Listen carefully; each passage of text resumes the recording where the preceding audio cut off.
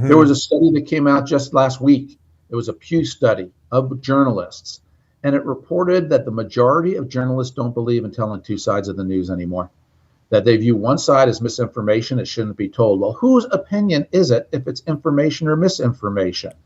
And it said that news outlets whose audiences lean left by 2-to-1 don't think they should be telling both sides of a story. And then it surveyed journalists who work at news outlets whose audience leans right. And by then, 60-40, it was said that you should cover two sides of the story. So who's being fair, who is being objective, and who is being lopsided?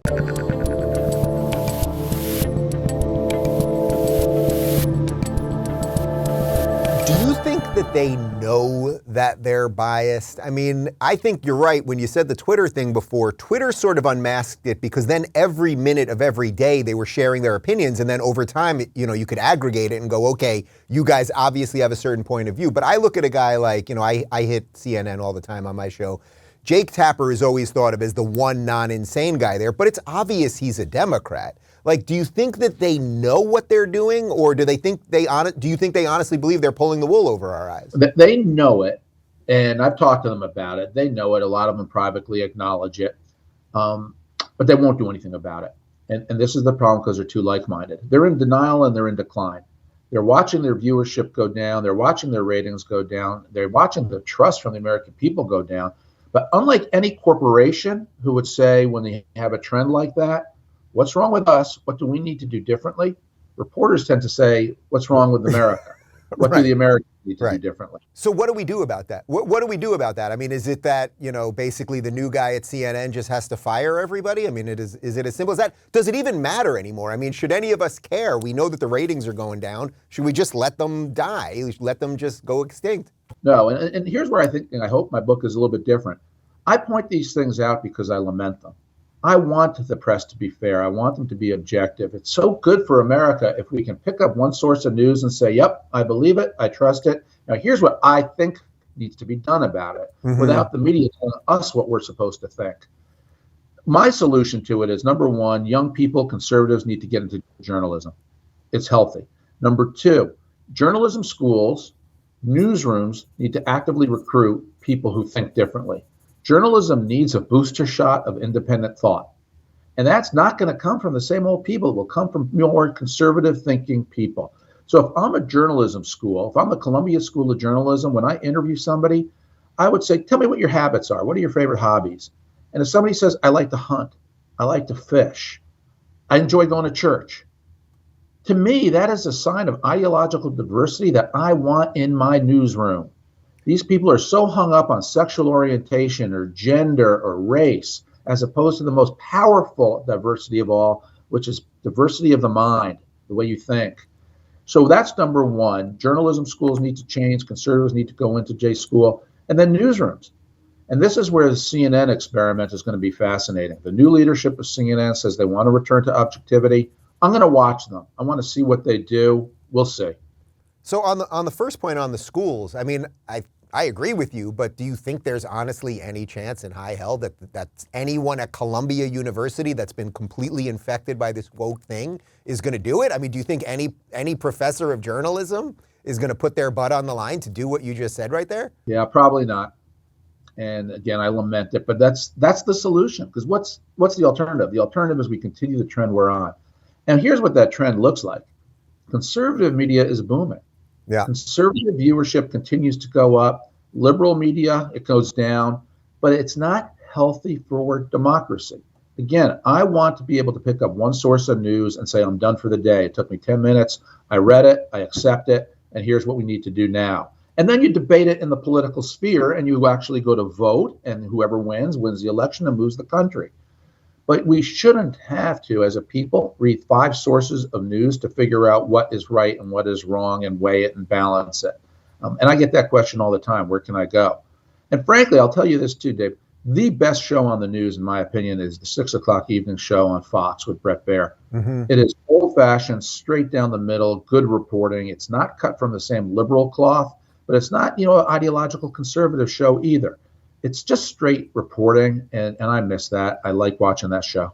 So speaking of Fox, since you're a Fox contributor and I go on Fox a couple times a week, I find Fox, they never tell me what to say. I say whatever I want, often things that are against, say, the general conservative line. I'm guessing that they let you say whatever you want, but feel free to correct that if not. But there's a constant move to take them out. I mean, there is a constant move to make sure that Tucker, who is the #1 cable news host in the history of television, cannot get advertisers.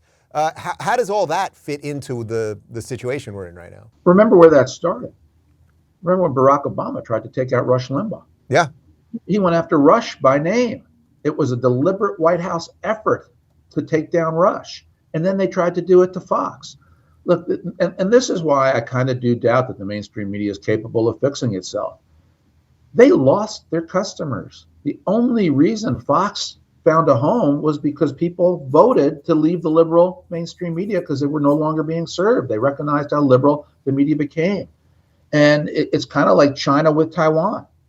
The mainstream media does not like the fact that there's a breakaway, that there's one group that thinks independently, that thinks differently, that recognizes that the ways of the liberal mainstream media are not the ways of most Americans. And so they need to take down Fox, just like China wants to reabsorb Taiwan. And again, look at the ratings. The American people have rejected what the mainstream media is doing. That's why Fox is so popular. They struck a niche. They found a home with an independent, different thought.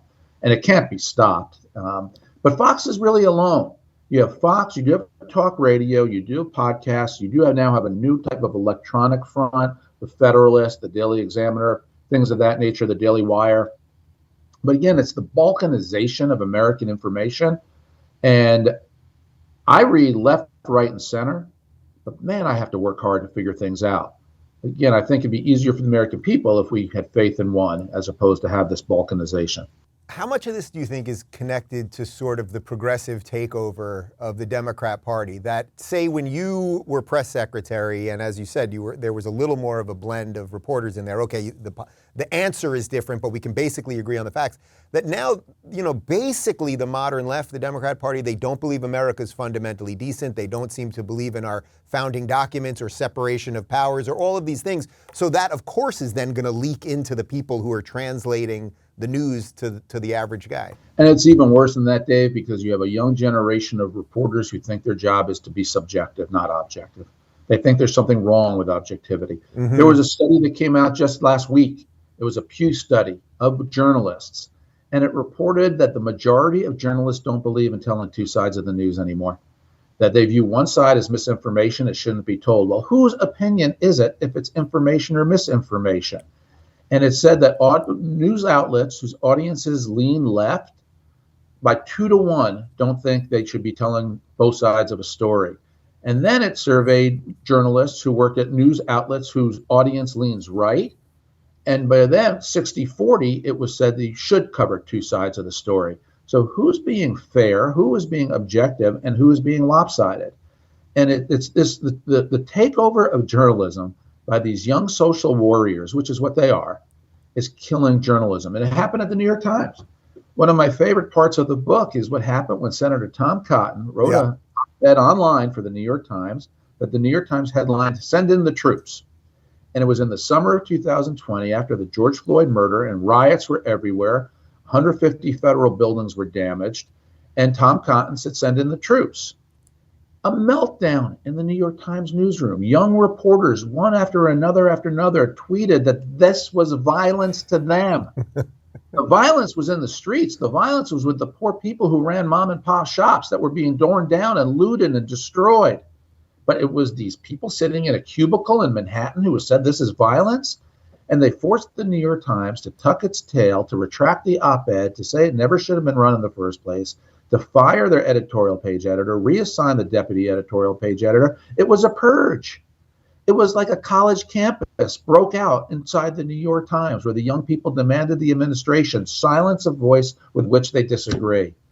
It was one of the worst, most embarrassing episodes to be a media organization dedicated to free speech, But free speech didn't stand a chance against the young social warriors of journalism. If you're looking for more honest and thoughtful conversations about the media instead of nonstop yelling, check out our media playlist. And if you want to watch full interviews on a variety of topics, check out the full episode playlist. They're both right over here. And to get notified of all future videos, be sure to subscribe and click the notification bell.